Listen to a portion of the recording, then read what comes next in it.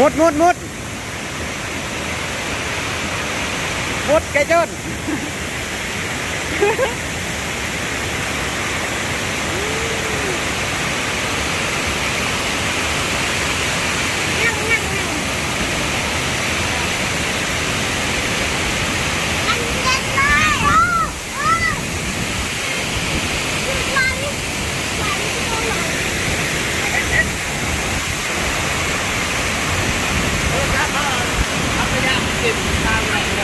ว่า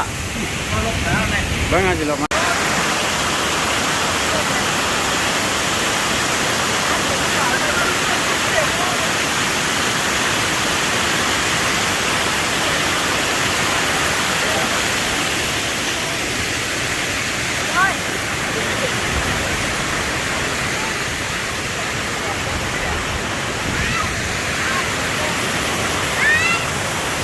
เล่นแล้ว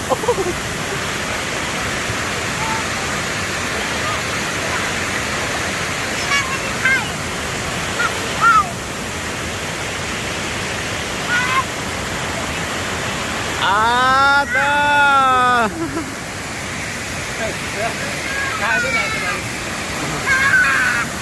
ไปเลย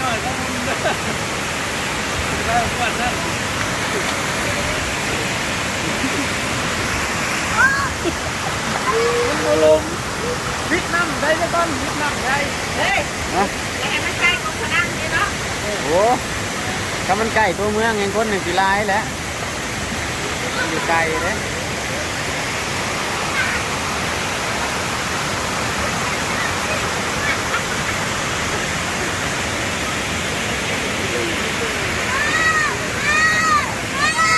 ลบได้วันได้